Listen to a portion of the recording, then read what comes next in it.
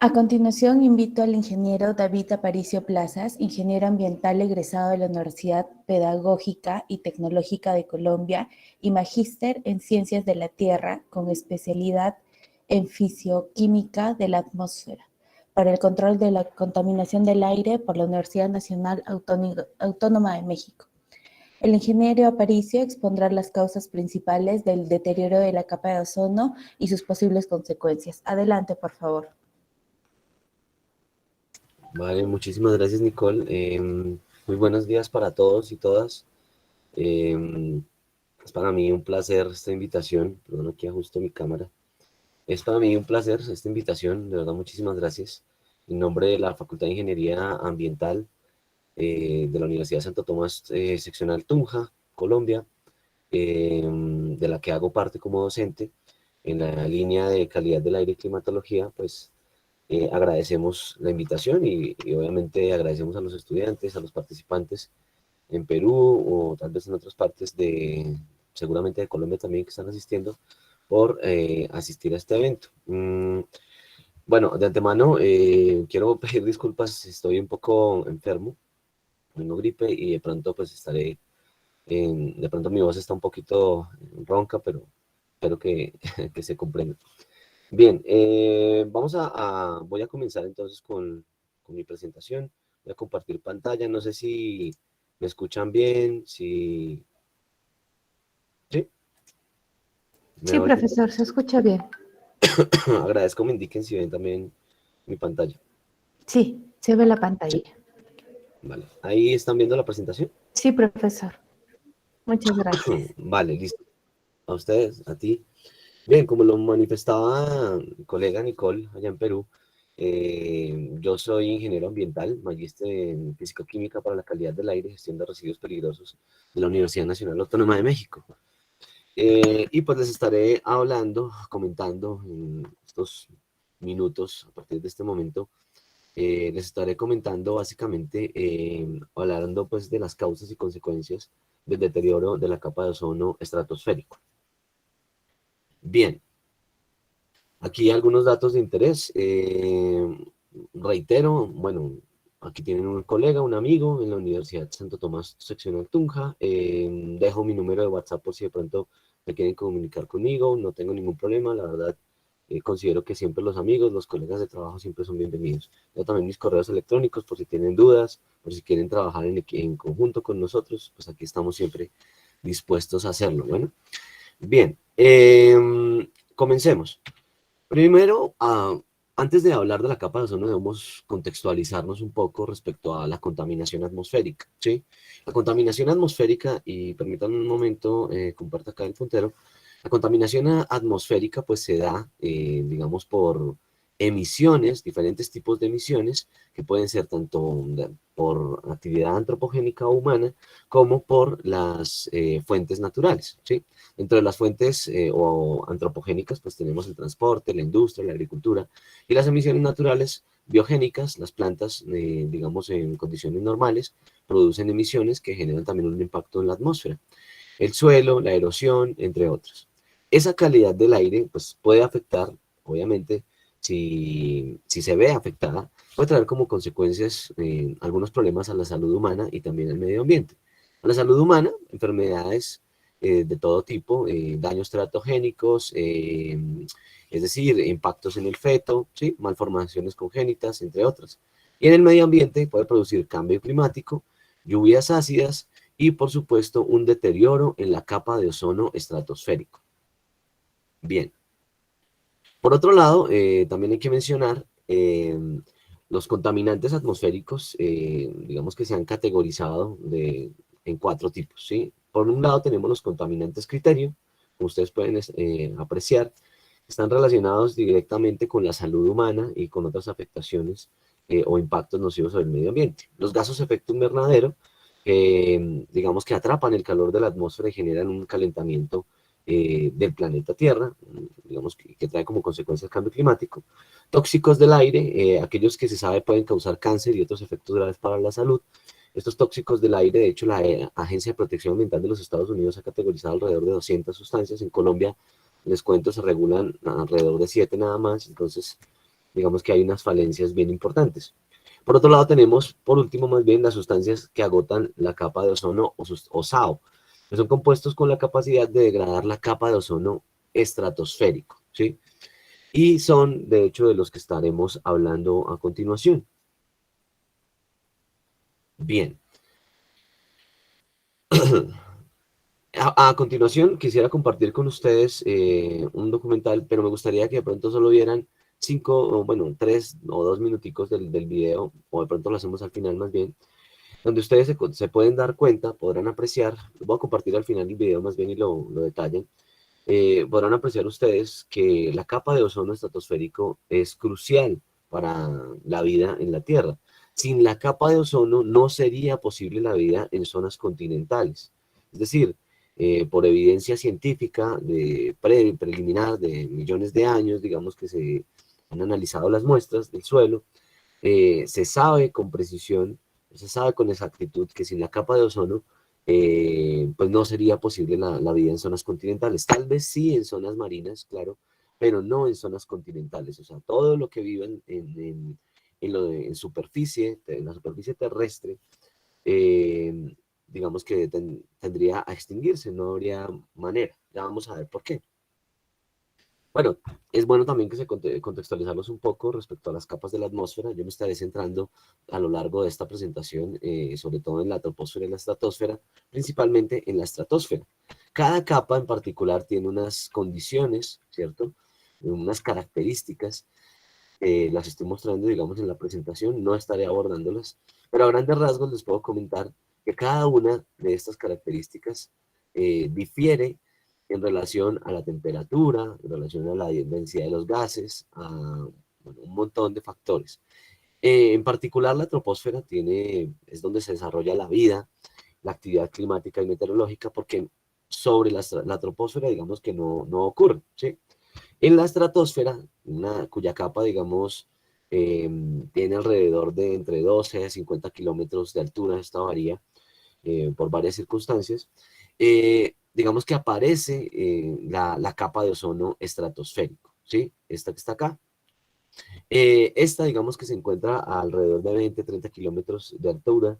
La capa de ozono estratosférico se forma hace aproximadamente unos 300-250 millones de años y se forma gracias a, digamos, la acción fotosintética de las cianobacterias que, digamos, que viven o habitan en los estromatolitos, ¿sí? Bien, vamos, bueno. Aquí, digamos, una imagen que trata de mostrar una fotografía desde el espacio, prácticamente, en el ocaso, el atardecer, que ustedes pueden apreciar, en el que ustedes pueden apreciar pues esas capas atmosféricas y su color, debido obviamente a la dirección, a los grados de inclinación de la luz del sol y a la composición gaseosa de cada capa. Les reitero, la capa de ozono se ubica en esta, la estratosfera. ¿Y esta imagen qué busca? Busca que ustedes se contextualicen y vean que la atmósfera es una muy delgada franja que permite que haya vida en el planeta Tierra. Y esto obviamente difiere, esta atmósfera, eh, con su composición gaseosa y sus capas, obviamente, difiere notablemente de otros planetas, no solo en el sistema solar, ni en la galaxia, en la Vía Láctea, sino en el universo. Entonces esto permite, obviamente, dentro de lo que sabemos hasta ahora, que haya vida en el planeta Tierra, ¿sí? Es crucial. Bien, entonces veamos aquí dentro de esa clasificación, ustedes pueden apreciar que existen, es muy común que ustedes en libros, en artículos científicos, en documentos, en videos de YouTube, etcétera, puedan encontrar que hablan de el ozono troposférico o el ozono en las grandes urbes, por ejemplo Lima, o la Ciudad de México, o Los Ángeles. Ese ozono, digamos que tiene hay unas discrepancias entre el ozono, la capa de ozono estratosférico y el ozono en la troposfera, es decir, en la capa más baja de la atmósfera. Pongo los stickers, uno, digamos, enamorado, que es de la capa de ozono, y otro sticker triste por el ozono troposférico. El ozono troposférico tiene un montón tiene como consecuencia un montón de problemas a la salud humana y al medio ambiente, mientras que la capa de ozono permite obviamente el desarrollo de la vida en el planeta Tierra, ¿sí? Nos protege de la radiación de alta energía proveniente del Sol. Bien, entonces miremos esto para que lo entendamos mejor. El ozono perjudicial y la capa de ozono nos benéfica, lo pongo como interrogación, bien. Por un lado, el ozono, que es una molécula formada por de tres átomos de oxígeno unidos con un solo enlace. El ozono troposférico, el que les mencionaba, el malo, es un contaminante al que cuando se está directamente expuesto, irrita los ojos, irrita los pulmones. Por lo tanto, es usado incluso en plantas de tratamiento de agua potable para potabilizar el agua, ¿sí? Para eliminar microorganismos, ¿sí? Bien, el troposférico, pues se ubica en la troposfera y el estratosférico se ubica en la estratosfera. Bueno, por otro lado, el ozono, estratosférico, la capa de ozono, es un cinturón de gas de ozono natural que absorbe los dañinos rayos ultravioleta provenientes del Sol. Eso digamos que es crucial, porque ¿qué impide, digamos, o qué producen esos rayos ultravioleta comúnmente? Por lo mismo, digamos, traigo a colación el ejemplo de la Luna. En la Luna no hay una capa de ozono y por supuesto no hay posibilidad de que haya vida. De hecho, los astronautas deben usar un traje especial para protegerse de esa radiación ultravioleta y radiación de alta energía, porque si no, no sería posible desarrollar actividad astronáutica. Entonces, como consecuencias, pues, ¿qué trae? Reduce la cantidad de plancton, la base de la cadena alimenticia, afecta el crecimiento y rendimiento de las plantas y provoca daños en la piel, debilitando incluso el sistema inmunológico. Entonces, la capa de ozono, ¿qué es lo que hace? Nos protege contra la radiación solar, permitiendo pasar únicamente la luz necesaria o la radiación necesaria para que se produzca la vida, para que haya un proceso de fotosíntesis, ¿sí? Perdón, me pasa acá, listo. Pero el uso de sustancias químicas, obviamente, ya vamos a ver cuáles, la, la estaba destruyendo sobre todo desde los años 70 y provocando daños en todo el planeta que se pensaba incluso que no se podrían revertir. Bueno, entonces del Sol vienen, digamos, la radiación de alta energía tiene, digamos, varios matices. Dentro de estos matices tenemos varios tipos. La radiación UV tipo C, UV tipo B, UV tipo A, luz visible y radiación infrarroja. Entonces, la UVC es de hecho la más peligrosa, que cuando traspasa la capa de ozono, pues digamos que produce un impacto significativo sobre la vida en la Tierra, tanto plantas como animales. La UVB, digamos que en los seres humanos puede dañar el cristalino del ojo, la córnea. La UVA es invisible y en condiciones normales, digamos que no tiene repercusiones sobre la visión humana. La luz visible tiene también obviamente unas repercusiones, daña la retina, produce cataratas, envejecimiento, ceguera, etc. Y la luz infrarroja con el tiempo puede producir una degeneración macular pues digamos en los seres humanos. Bien, entonces vamos a ver qué es lo que ocurre, como les mencionaba. La capa de ozono actúa básicamente como un filtro. No sé si me escuchan, si están viendo mi presentación. Por si acaso pregunto porque puede pasar a haber fallas en el internet o algo.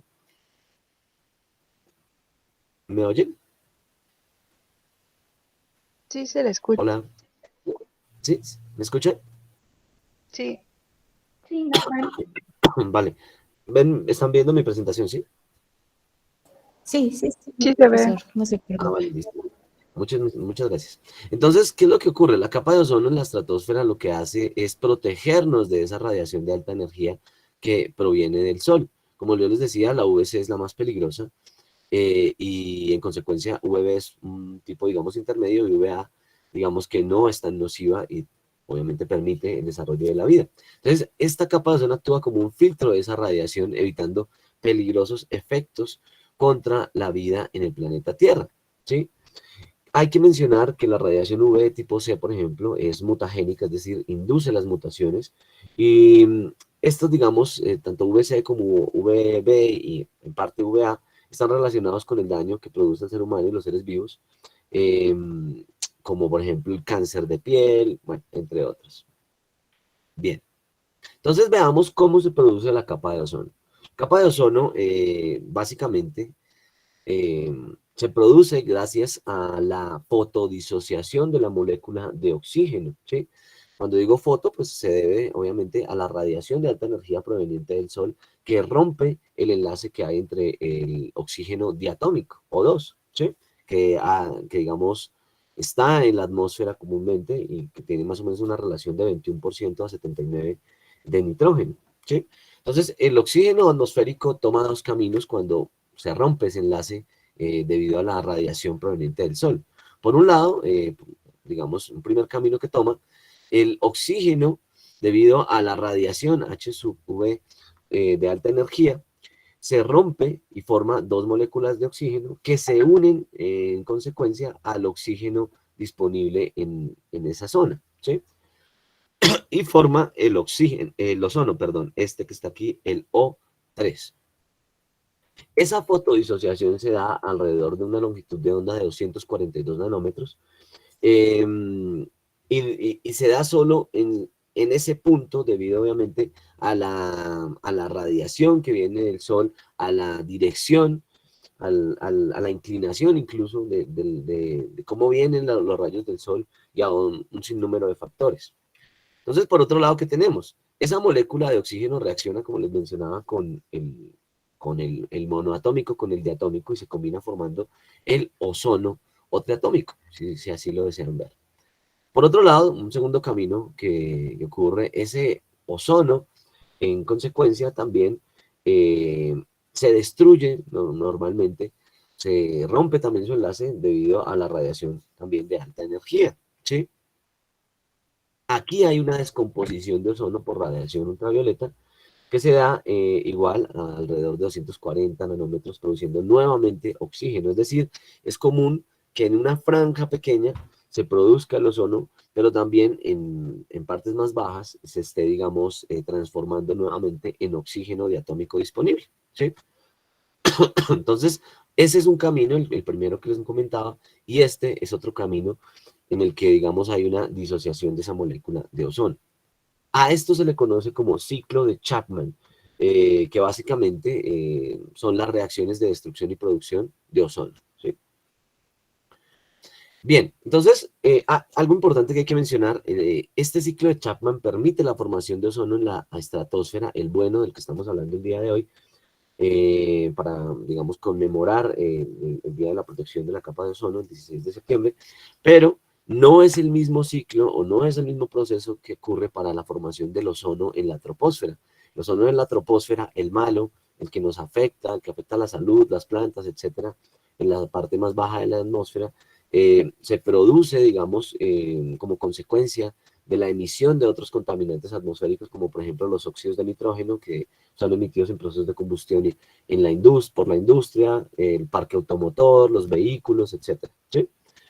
Bien, entonces, asimismo, no se mide de la misma manera la concentración de ozono en la estratosfera como en la troposfera, digamos que es distinto. Las unidades, de hecho, para el ozono en la estratosfera, el ozono bueno, son la unidad Dobson, en inglés, que de hecho comúnmente se expresa como DU, y es la manera de expresar la cantidad presente de ozono en la atmósfera terrestre, específicamente en la estratosfera.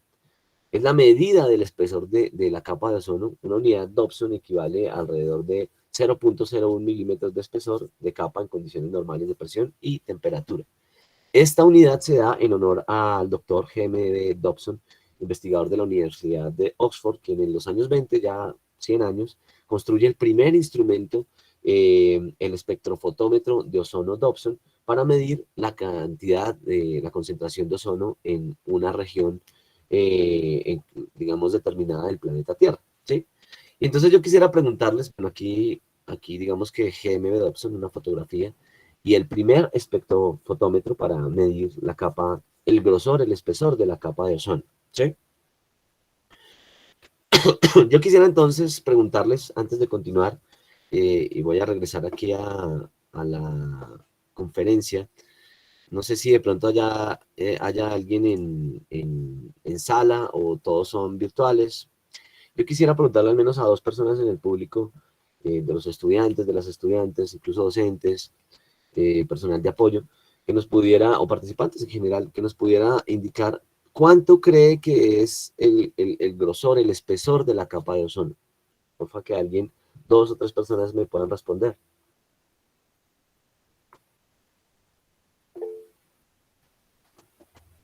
Michael nos comenta, listo. Michael, claro que sí, porfa, si quieres abrir tu micrófono. Sí, señor, muy buenos días para todos. Muy buenos días. Hasta donde tenía entendido, creo que eran 300 Dobson o creo que era igual a 3 milímetros de espesor. La capa de ozono, ¿sí?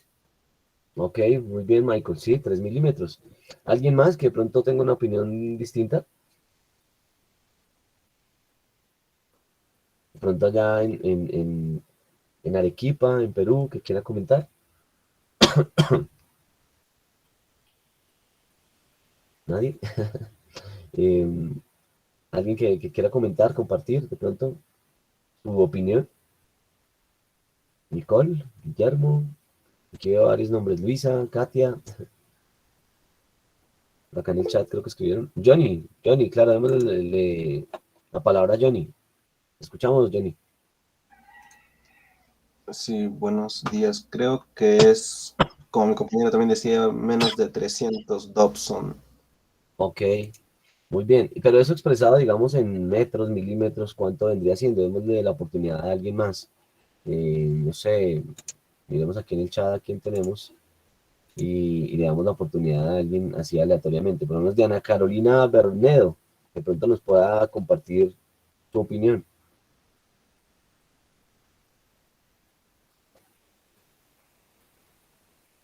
O permitámosle, por ejemplo, la palabra, incluso a Nicole, nuestra colega que nos está apoyando. Nicole, ¿de cuánto crees que de pronto es el espesor de la capa de ozono?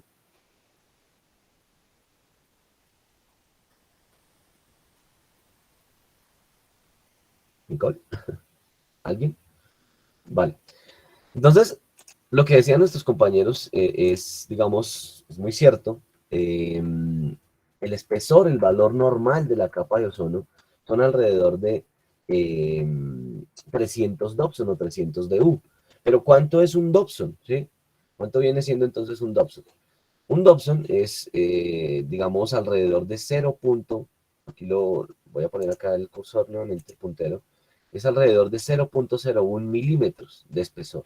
O sea, es una muy pequeña franja. De hecho, un valor normal de 300 Dobson de espesor de la capa de ozono, estamos hablando de alrededor del, digamos, el ancho de una moneda. No sé, en el caso por ejemplo, en Colombia, pues vendrían siendo como una moneda de 50 pesos colombianos. En el caso de Perú, no sé si alguien de pronto quiera dar su aporte, pero también sería como el grosor de la moneda del Perú, ¿sí? Una moneda muy, muy delgadita, algo como de este tamaño. Digamos, este espesor, ese ancho, pues, de ozono, de oxígeno triatómico, permite que haya vida en la Tierra. O sea, dependemos directamente de esa porción de que rodea al planeta Tierra. Es algo muy, muy fino, muy delgado, ¿sí? Entonces, una placa de 3 milímetros, ¿sí? Algo muy, muy pequeño. Entonces, ¿qué destruye la capa de ozono? Bueno, los clorofluorocarbonos o los CFC están contenidos en sistemas de refrigeración, en aire acondicionado, solventes, algunos envases desechables incluso, tetracloruro de carbono usado como pesticida, fumigantes, limpieza en seco, etcétera. Y también los halones, es toda una familia, aquí digamos que muestran los más importantes, halones que por ejemplo contienen bromo y se encuentran en los extintores de incendios, en algunos de los extintores para equipo electrónico, ¿sí? Al liberarse esos gases, pues se descomponen por radiación solar y disminuyen el ozono, generando daños en la capa de ozono, ¿sí? Entonces, vamos a tomar como ejemplo el más importante, el que tenía, digamos, o el que tiene un mayor impacto sobre la capa de ozono, los clorofluorocarbonos, ¿sí? ¿Qué es lo que ocurre con esos clorofluorocarbonos a esa altura en la estratosfera? Que como ya habíamos mencionado, puede ser llegar desde 15, 20 a 50 kilómetros de altura, la capa, pues, la estratosfera. Mientras que la capa de ozono puede, digamos, llegar a una altura de alrededor de entre 20 a 30 kilómetros, ¿sí? ¿Qué es lo que ocurre? Entonces, los CFCs, digamos que los clorofluorocarbonos, como les mencionaba, están contenidos en sistemas de aire acondicionado, en sistemas de refrigeración, también los halones, que como les mencionaba, en extintores de incendios, también hay algunos fungicidas, pesticidas, digamos que material usado en limpieza, desinfección, y el cloroformo o metilcloroformo usado en limpieza de metales en la industria metalúrgica, ¿sí? Lo que ocurre básicamente es que los rayos ultravioleta rompen la molécula química de CFC, o en este caso, que es como que vamos a tomar como ejemplo, los clorofluorocarbonos. Ese átomo, digamos que divide al ozono, separando los átomos de oxígeno, mírenlo acá, de color rojo. Y esa molécula pues no sufre cambios y continúa separando al ozono indefinidamente. ¿Por qué? Porque su tiempo de vida medio puede incluso alcanzar, en algunos casos, estas sustancias agotadoras de la capa de ozono, su tiempo de vida medio puede alcanzar miles de años, ¿sí? Entonces es cuando nos preguntamos, ¿cómo puede ocurrir esto, sí? ¿Cómo podemos llegar a esta situación? Bueno, pues usando este tipo de equipos. Bien. ¿De qué otra manera se puede afectar, digamos, de qué otra manera puede afectar la radiación solar la vida en la Tierra? Pues las larvas pueden, digamos, de peces, cangrejos y camarones pueden ser atacados, pueden ser afectados. La vida submarina entonces se ve afectada por esa radiación hasta 20 metros de profundidad en aguas someras poco profundas, y reduce la cantidad de plancton, la base de la cadena alimenticia marina, afectando el rendimiento de la industria pesquera, ¿sí? Entonces, obviamente, si se afecta el plancton, las demás especies en la cadena alimenticia o trófica, pues digamos que se van a ver afectadas. Entonces, detallemos este proceso. ¿Qué es lo que ocurre? Les agradezco tener en cuenta los colores que, digamos, tratan de indicar, orientar lo que se está presentando en la imagen. Entonces, al incidir la luz del sol sobre la molécula de clorofluorocarbono, CFC, esta es liberada, o más bien libera un radical libre de cloro, eh, sí, un radical de cloro básicamente, que es muy reactivo, ¿sí? Y lo que ocurre básicamente es que este tiene gran afinidad por el ozono, por la molécula de oxígeno triatómico, que lo rompe y produce entonces, digamos que va reduciendo, va disminuyendo el espesor de la capa de ozono por esa ruptura, ¿sí? Básicamente es lo que ocurre. Entonces, ¿cuáles son esas sustancias? Ah, bueno, más bien, todas estas sustancias, ya lo mencioné, pero igual lo comento nuevamente. Las sustancias que agotan la capa de ozono se conocen de esa manera, las SAO, sustancias agotadoras de la capa de ozono, que son varias, o sea, es toda una familia, y pueden generar los conocidos agujeros de ozono que impiden entonces que haya una protección contra la radiación solar, y como consecuencia, pues traería entonces un impacto significativo sobre la vida en el planeta Tierra. En particular, en los seres humanos puede traer obviamente cáncer de piel, cataratas e incluso a largo plazo problemas, digamos, un impacto teratogénico o daño mutagénico, ¿sí? Bien. Dentro de esas SAO, bueno, algo que de pronto no comenté previamente, algunos, por supuesto, aerosoles y solventes contendrían estas sustancias, sobre todo en los años 80, años 90.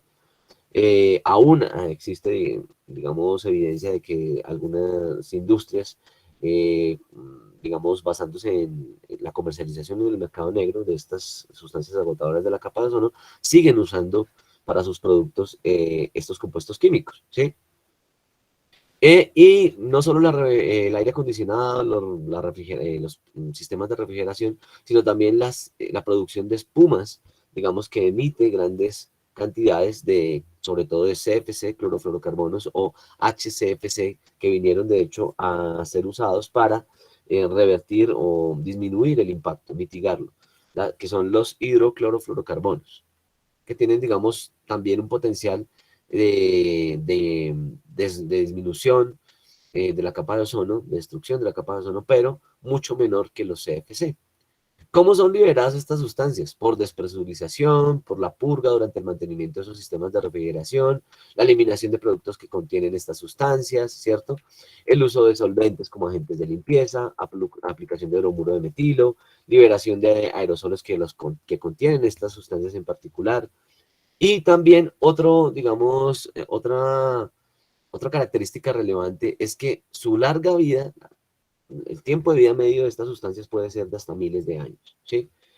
Entonces, en algún momento van a llegar a la estratosfera, ¿sí? Por procesos de advectivos, convectivos, tendrán que llegar en algún punto a la estratosfera y destruir la capa de ozono. Entonces, ya entendemos, digamos, de manera preliminar cómo estas sustancias impactan en la capa de ozono, pero ¿qué es entonces un agujero en la capa de ozono? Pues el agujero de ozono es un nombre popular que se da para identificar las áreas dañadas o impactadas en la capa de ozono, ¿sí? Entonces, ¿qué se puede hacer? Bueno, ya vamos a ver eso un poquito más adelante. Entonces, ¿a qué se le conoce cómo podemos identificar ese agujero de la capa de ozono? ¿Cómo podemos decir hay un agujero en la capa de ozono? Eh, Esto se da precisamente en condiciones cuando nosotros, o los científicos, los analistas de la calidad del aire en la estratosfera, de la calidad atmosférica en la estratosfera, identifican a través de una serie de herramientas, de metodologías, de técnicas, identifican que en la capa de ozono el espesor ya no es de 300 Dobson o 3 milímetros, el grosor de una moneda, que es el valor normal, sino que está por debajo. Entonces, los valores menores a 200 Dobson se consideran una pérdida imprescindible de la capa de ozono. Es decir, cuando llegamos aquí a 200 ya estamos hablando de un deterioro de la capa de ozono porque no se va a impedir de la misma manera, con la misma eficiencia, digamos, frenar la radiación de alta energía proveniente del Sol. Bien, entonces el agujero de ozono, pues como yo les decía, en algunas zonas, sobre todo en la Antártida, alcanzó los 100 Dobson, 80 Dobson, que eso es bastante, digamos, muy pequeño. Menos del grosor de una moneda como la que estoy mostrando del lado derecho de su pantalla, ¿sí? Recordemos el valor normal, 300 Dobson, 3 milímetros, el grosor de una monedita un poco más ancha, ¿sí? Entonces, por lo mismo los emoticones, ¿no? Este es un valor que nos pone felices porque permite que haya un desarrollo normal en la Tierra, de la vida, y digamos que estaríamos hablando de una pérdida o una extinción masiva de las especies. Bien, entonces, el área del agujero de ozono se determina entonces en la zona donde los valores de concentración de ozono se encuentran por debajo de esos 200, 220 Dobson. ¿Quién identificó esto? ¿Quién descubrió que los CFC, los clorofluorocarbonos, tenían ese impacto significativo sobre la capa de ozono? Bueno, esto lo descubre Mario Molina junto con otros investigadores científicos que aquí digamos, los describo, Paul Crutzen y Rowland, quienes los tres básicamente obtienen el premio Nobel de Química en el año 95, luego de un trabajo arduo de casi 15 años, gracias a que dilucidan precisamente la amenaza de la capa de ozono debido a los gases, en particular los CFC, ¿sí? Ellos realizan este descubrimiento, no fue tomado, no fue bien visto por la industria internacional, realmente tuvieron muchísimos problemas, pero afortunadamente esto dio paso a la implementación y a la organización del Protocolo de Montreal, ¿sí? Entonces, Mario Molina, mexicano, de hecho, que egresaba de la misma universidad donde, digamos, tuve la fortuna de estudiar, no tuve la fortuna de conocerlo, él falleció ya hace 2 años, pero sí tuve, gracias, digamos, a varias circunstancias, pude conocer el Centro de Investigación Mario Molina en Ciudad de México, en la Universidad Nacional Autónoma de México, y desarrollan un montón de investigaciones al respecto, ¿sí? Pero el precursor, los investigadores, los quienes descubrieron esta situación, pues fueron ellos. A ellos les debemos nuestra vida. Entonces, les voy a compartir igual al final de la presentación otro enlace que trata de mostrar cómo se mide la capa de ozono en Argentina, en el sur de Argentina, ¿sí? En la base Marambio, perdón. Entonces, ¿qué es lo que ocurre exactamente? Se puede medir a través de diversas técnicas, en particular es común que se use el espectrofotómetro Dobson, obviamente con algunas mejoras. Lo que se hace es dirigirlo hacia la estratosfera, enviar un haz de luz, ese haz de luz, digamos que se choca con los gases en la estratosfera, con el ozono en particular, y regresa dándonos una unidad más o menos de medida y indicándonos su espesor. Otras técnicas también usan globos aerostáticos, algo similar a lo que ocurre con los radiosondeos, que por telemetría pues, nos envía datos y nos permite también calcular su espesor. Y otros datos, otra técnica usada es, digamos que los datos satelitales, ¿sí? Básicamente. Entonces, veamos un poquito para que ustedes conozcan esa problemática de la capa de ozono, ¿sí? Todo comienza en el año 79, cuando identifican que, eh, digamos que la capa de ozono está desapareciendo. Miren que alcanzaba unas unidades no de 300, que es su valor normal, sino 194 Dobson, ¿sí? Luego, en el año 85, ya su área no solo era de 1 millón de kilómetros cuadrados, sino que alcanzaba los 18 kilómetros cuadrados y unas unidades, un espesor de alrededor de 124 Dobson, o sea, realmente casi 1 milímetro de espesor, o sea, prácticamente nada. En el año 87 va subiendo el área, ya alcanza los 22, ustedes pueden aquí apreciar en la imagen, los 22.4 kilómetros cuadrados y el espesor, digamos que se iría reduciéndose, como ustedes pueden digamos, pueden notar, pueden dar cuenta, ¿sí? Entonces, tal y como lo indican las flechitas, el área del agujero iba aumentando y el espesor iba reduciéndose. Entonces, era un problema bastante delicado. Debido a estas circunstancias, a los descubrimientos de Mario Molina, Rowland y Crutzen, pues, ¿qué hacen? Más bien, como consecuencia de todo esto, los países realizan o pactan a través del Protocolo de Montreal reducir el uso, y sobre todo industrial, de estas SAO, de las sustancias agotadoras de la capa de ozono, en particular los CFC. Entonces ahí todos quedamos como preocupados, ¿no? Como el águila en el GIF. O sea, como que, ¿y ahora qué va a pasar? Ya en el año 94, a pesar de que se firma el protocolo, de que los países empiezan a implementarlo, digamos que el área sigue aumentando notablemente. El espesor de la capa de ozono se sigue reduciendo, miren, alcanza 73 Dobson. Ya en 2006 se alcanza, de hecho, el agujero más grande en la capa de ozono registrado en la historia, sobre todo en la Antártida. Alcanzando casi los 30 millones de kilómetros cuadrados y un espesor de 84 Dobson, ¿sí? Unidades Dobson. Bien. Entonces, esto era ya grave. Nosotros, de hecho, igual que el gato, seguramente todos los estudiantes, los colaboradores, los colegas que participan en este momento en el evento estarán igual que el gatico, presenciando pues ese proceso, ¿no? Esa cronología. Claro, uno dice, pues nos vamos a morir. En ese momento todos pensaban que sí, que ya no había nada que hacer, porque de hecho, al sur de Chile, en una ciudad, alcanzó a abrirse parte del agujero de la capa de ozono. Entonces el problema era delicado, porque si, digamos, preestablecemos que con un agujero de la capa de ozono significativo, pues puede haber una extinción masiva de especies, pues ¿qué ocurriría si esta desaparece? Pues simplemente en pocas décadas, siglos, digamos que desaparecerían todas las especies en zonas continentales. Era un problema gravísimo, por eso la importancia del Protocolo de Montreal. Entonces, ¿qué es lo que, ocurre? ¿Sí? Básicamente, pues con base en esta situación, aquí digamos que comentando un poquito más de lo mismo, con base en esta situación se firma el Protocolo de Montreal, ¿sí? Para reducir progresivamente el uso de los clorofluorocarbonos o sustancias y otras sustancias agotadoras de la capa de ozono, ¿sí?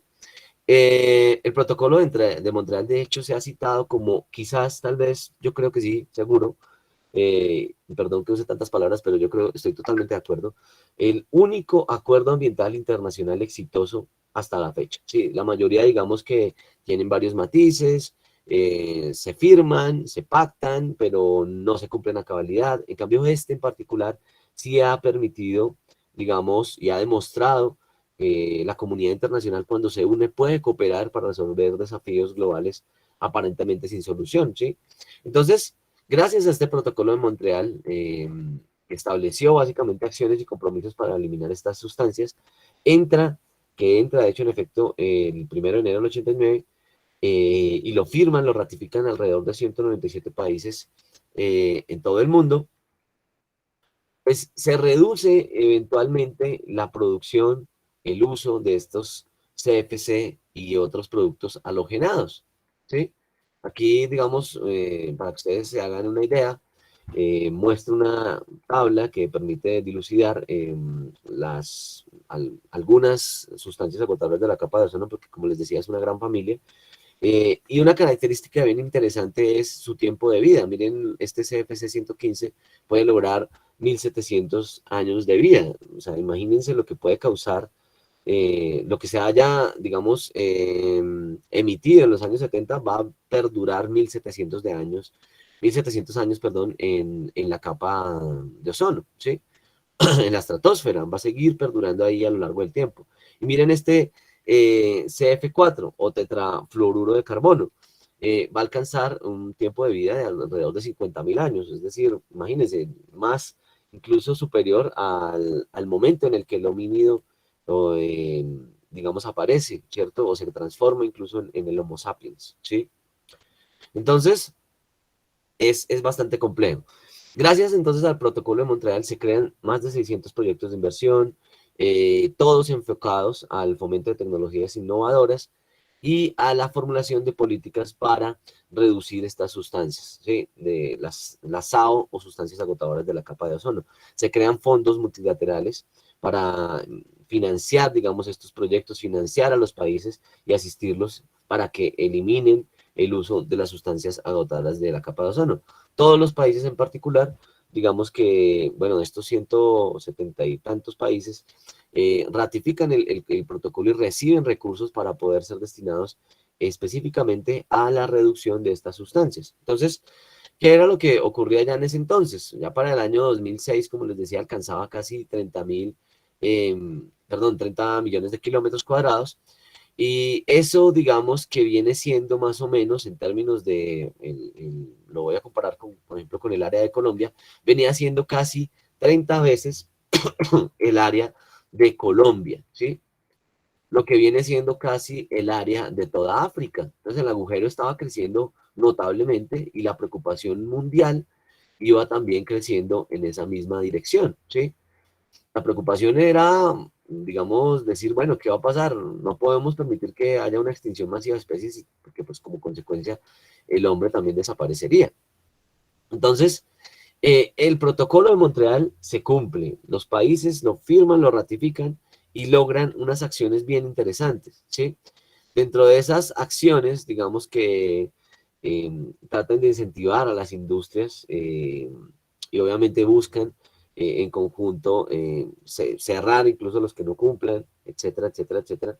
Eh, pero buscan, digamos, exitosamente y lo logran reducir de manera, digamos, importante, reducir esta SAO en la estratosfera. Entonces, aquí algo importante, el protocolo de Montreal se dirige, digamos, va encaminado a precisamente reducir el agotamiento de la capa de ozono, reducir las sustancias, la SAO, mientras que el protocolo de Kyoto en paralelo busca, digamos, frenar el cambio climático que es totalmente distinto, ¿sí? Eso digamos que es bueno también aclararlo.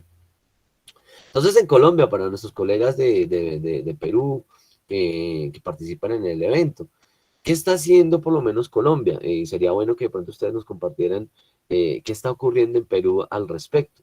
Les comento, en Colombia, el gobierno colombiano crea la UTO, la Unidad Técnica de Ozono, gracias a esos recursos, a esa financiación por ratificar el protocolo de Montreal, que básicamente se crea para apoyar técnicamente al Ministerio de Ambiente en la implementación de ese protocolo en Colombia, ¿sí?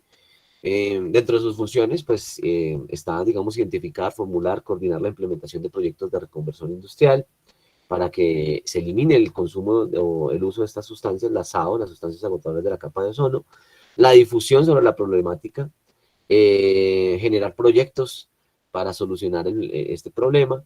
También digamos que lidera la coordinación interinstitucional para fomentar los acuerdos del protocolo de Montreal y se realiza un seguimiento a todos los proyectos ejecutados.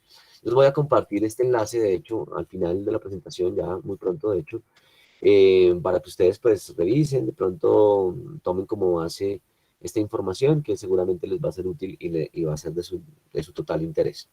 Entonces, gracias a todas estas acciones en las que participa Colombia, seguramente Perú también, en el año 2014, el área del agujero de la capa de ozono, por fortuna, se va reduciendo y alcanza los 20 millones de kilómetros cuadrados, ¿sí? Y el espesor también empieza a aumentar y llega alrededor de 130 Dobson, que todavía no es el valor esperado, no es el valor ideal, pero que si de seguir así con estas medidas, seguramente podría lograr que el agujero se recupere ya para mediados del siglo XXI. Eso es como la expectativa. Habrá que ver si eso ocurre. Y si continúan los países en esa dirección, que pues digamos que puede haber un retroceso, ¿no? Se espera que no, pero puede llegar a ocurrir. Entonces, esto permite que yo ponga este sticker feliz, enamorado, porque el espesor va aumentando y el agujero, el área del agujero, pues se va reduciendo notablemente. ¿Ok? Entonces, ustedes se preguntarán, bueno, chévere lo que los países están haciendo, interesante la metodología que, digamos, abordaron, pero nosotros como ciudadanos, como ingenieros ambientales, ¿qué podemos hacer? No solo medirla, analizarla, sino que también hay otra serie de acciones que podemos tomar, ¿cierto? ¿Qué podemos hacer? Bueno, básicamente lo que les decía, ¿cómo podemos ayudar? Aquí lo indico, y es no usando aerosoles, evitando los aerosoles que tengan estos compuestos CFC, HCFC, halones, entre otros, bromuro, de metilo, etcétera, o gases que contengan esos CFC, no quemando obviamente residuos sólidos, porque a veces están contenidos algunos sprays, entre otros residuos, realizando un buen mantenimiento a sus sistemas de aire acondicionado, a sus refrigeradores. Digamos que esto también impide esas emisiones o microemisiones que también tienen un impacto significativo en la capa de ozono.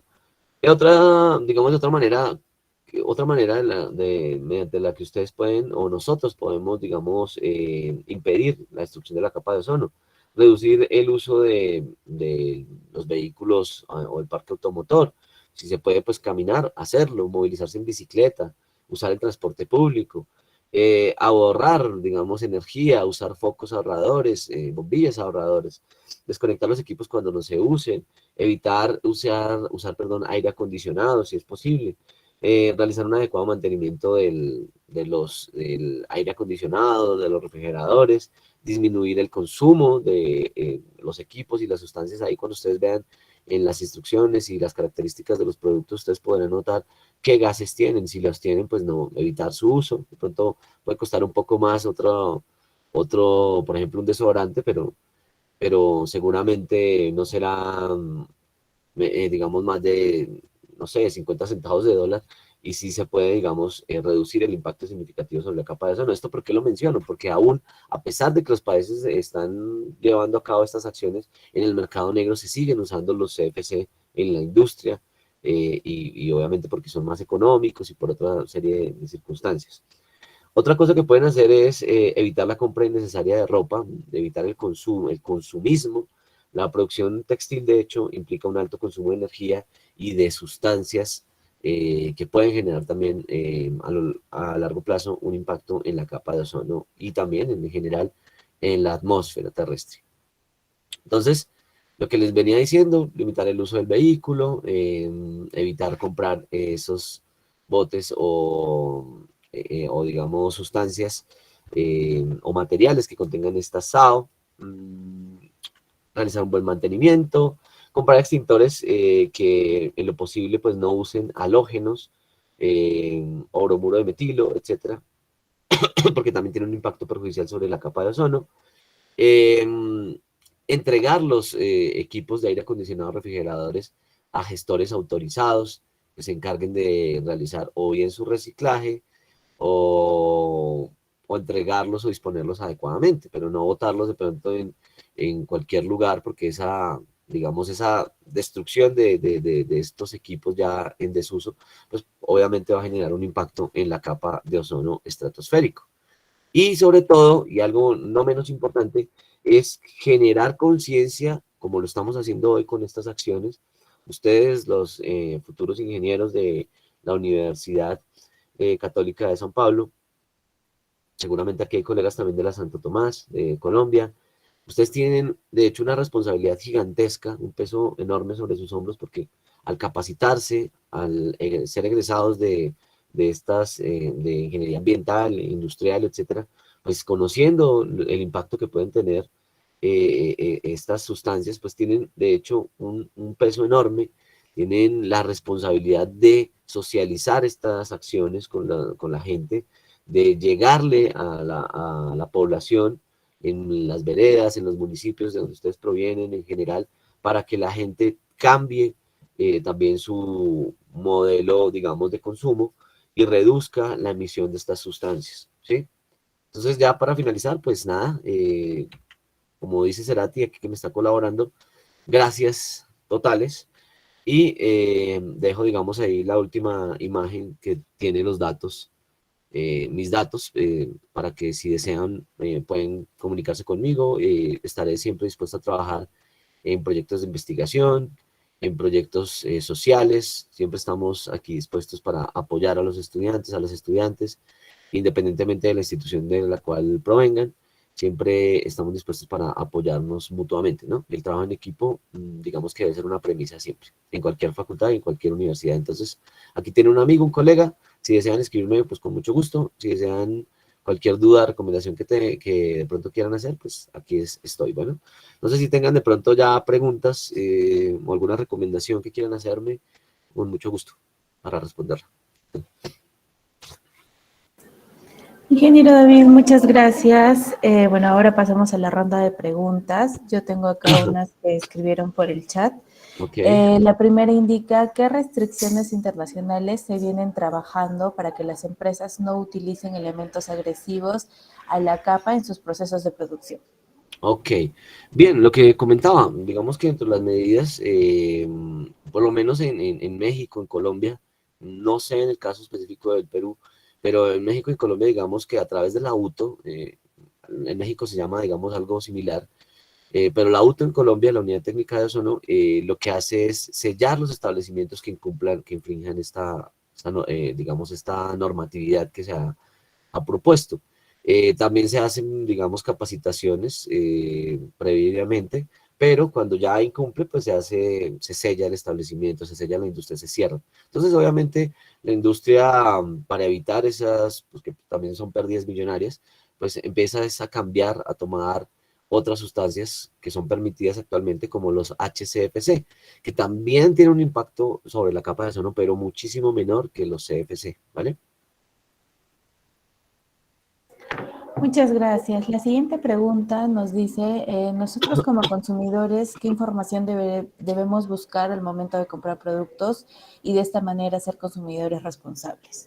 Muy bien, excelente pregunta. Mira, ahí digamos que para todos y todas lo más importante es lo que les mencionaba, revisar siempre las etiquetas de estos productos.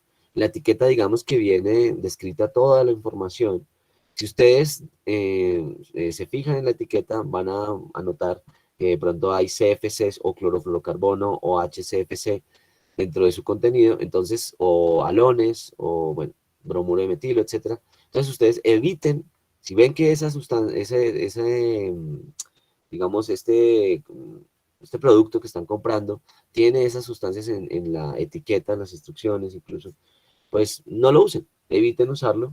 De pronto ponen un poquito más de dinero, compran otro que sea responsable con el medio ambiente, sobre todo responsable con la capa de ozono, porque ya saben que la consecuencia es la desaparición de las especies en zonas terrestres. Muchas gracias. Y bueno, la última pregunta que tengo en el chat es, conociendo que los CFC son malos a la capa, ¿por qué aún se siguen usando? Ok, bien, lo que les comentaba, desafortunadamente, como en todo, el mercado, la industria, pues siempre genera algunas estrategias y cuando se prohíbe algo, puede ser más rentable aún, ¿sí?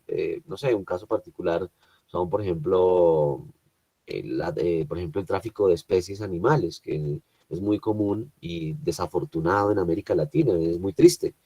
Pero ese tráfico genera, como es prohibido en la mayoría, si no todos los países de América Latina y en el mundo, como es prohibido, pues hay algunas personas que todavía se interesan en comprar estas especies exóticas de la Amazonía, etcétera. Entonces, al ser prohibido, pues es más caro. Entonces, algunas personas inescrupulosas lo que hacen es enfocarse en ese mercado que les va a generar alta rentabilidad porque es prohibido. Entonces, hay un mercado negro, igual que en todo, digamos, en absolutamente todos los casos, con el tráfico de especies, con, no sé, ahorita no se me vienen cosas a la casa, de pronto el consumo de sustancias psicoactivas, etcétera, la trata de personas, igual que en todos los casos, pues ocurre con las sustancias agotadoras de la capa de ozono, ¿sí? Hay personas inescrupulosas que obviamente ven aquí una fuente de ingresos, a pesar de que es un mercado negro, no tan bien vigilado como el tráfico de especies, entonces dicen, bueno, ¿por qué no hacerlo? Y todavía lo siguen haciendo desafortunadamente. Tenemos otra pregunta, me comentan, ¿existen productos sin CFC, HFC o halones? Sí, sí, de hecho sí, claro que sí. Lo que pasa es que, como les decía, esto es una familia gigantesca, es difícil identificarlos todos, pero por lo mismo hay que tratar de impedir el uso de productos que contengan al menos CFC, halones, HCFC si es posible, aunque en realidad la industria usa, eh, digamos, en contraprestación de lo que hacían los CFC, pues usa al menos HCFC, que tiene un impacto, pero la verdad mucho menor que los CFC.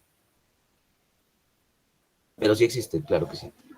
La cosa es que son más costosos, ¿no? Obviamente son más costosos. Hay que poner un poquito más como consumidores del bolsillo, pero se está impidiendo obviamente la destrucción de la capa de ozono. Muchas gracias, ingeniero. No tenemos más preguntas.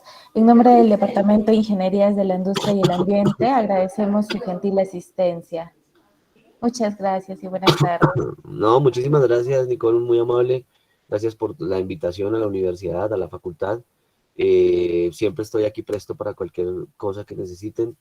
Ya lo manifesté varias veces, entonces con mucho gusto estaré ahí pendiente de lo que puedan requerir. Bueno, un saludo cordial, un abrazo ya para todos los participantes, los asistentes, los estudiantes, en nombre de la Facultad de Ingeniería Ambiental de la Universidad de Santo Tomás Tunja. Les enviamos un caluroso, de verdad, saludo. Y a los demás participantes, a la universidad, a los estudiantes de la Universidad de Santo Tomás que también participan, muchísimas gracias por haber asistido y participado en el evento. Bueno, feliz día. Muchas gracias.